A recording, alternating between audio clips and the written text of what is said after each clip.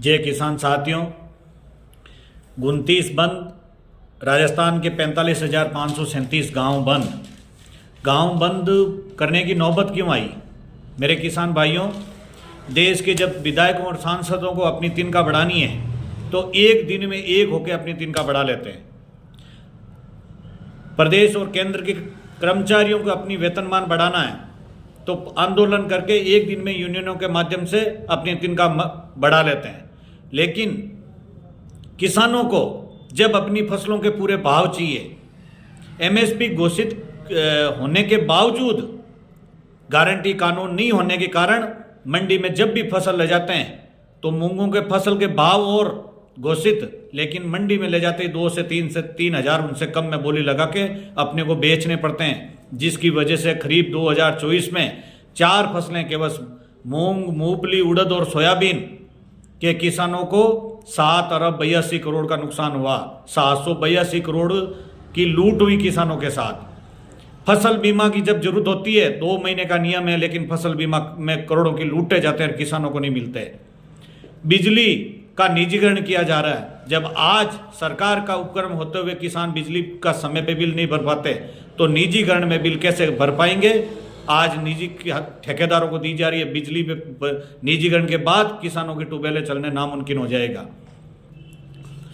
कभी रेलवे के नाम पर, कभी सड़क के नाम पे, कभी नेशनल हाईवे के नाम पे, कभी सीमेंट फैक्ट्रियों के नाम पे, औद्योगिकरण के नाम पे, विकास के नाम पे किसानों की औने पौने दावों में, कभी बिजली के खंभों के लगाने के नाम पे औने पौने दामों में किसानों की बिजली लूटी जा रही है, मन मर्जी से, ताकत के लाठी के दम पर।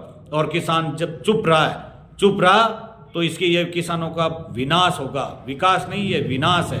उससे विनाश से बचाने के लिए खाद के साथ जबरदस्ती दूसरी दवाइयां दी जा रही है और लूटा जाता है।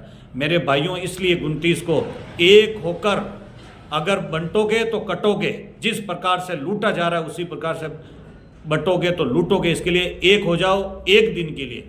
घर बैठे ना तो दूध बेचना है, ना मंडी में अनाज लेके जाना है, कोई भी धान नहीं बेचना है। मजबूती के साथ, चाहे किसान का बेटा राजनीति में हो, चाहे व्यापारी हो, चाहे सरकारी नौकर हो, या चाहे बिजनेसमैन हो, या खेती में काम करते हो, सभी भाइयों का ये दायित्व बनता है इनको सफल बनाएं। क्योंकि खेत से ही, बुजुर्गों के इस आशीर्वाद से ही, इस जमीन से आप अधिकारी बने हो, इससे ही आप राजनीति के बने हो, इसी से आप व्यापारी बने हो, और इसी से आपका घर का काम चलता है। आने वाली पीढ़ी को बचाने के लिए न्यूनतम समर्थन मूल्य गारंटी कानून, यानी मंडी में बोली समर्थन मूल्य के आधार पर शुरू की जाए।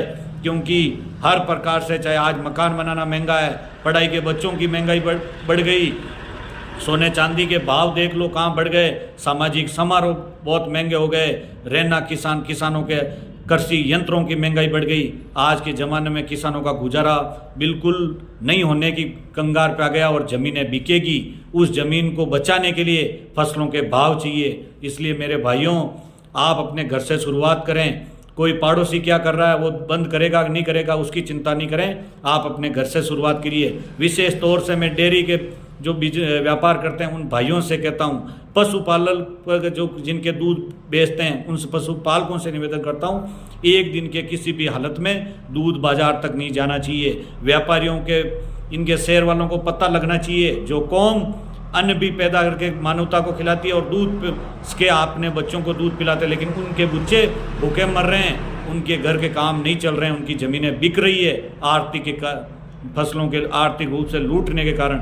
इसके लिए अपनी एकता दिखानी है, मजबूती से दिखानी है, और ये सबका धर्म है। इधर उधर पड़ोसी पे नहीं डोलें। पूर्वजों के आशीर्वाद के लिए 7 लाख शहीदों ने कुर्बानियाँ देकर इस ज़मीन का हमें जमींदार बनाया। उनको अमर शहीदी को याद करने के लिए, अपने पूर्वजों को याद करने के लिए, उनको संघर्ष को याद करने के लिए अपने घर से शुरुआत करिए। जब आप शुरुआत करोगे तो आपको देख के पहाड़ों से शुरुआत करेगा। इसलिए इधर उधर नहीं डोलें, अपने घर से शुरुआत करें, मजबूती करें, और इस आपकी ज़मीन के आप मालिक हैं, इसके लिए शुरुआत आप करें। जय हिंद, जय भारत, जय किसान, राम राम।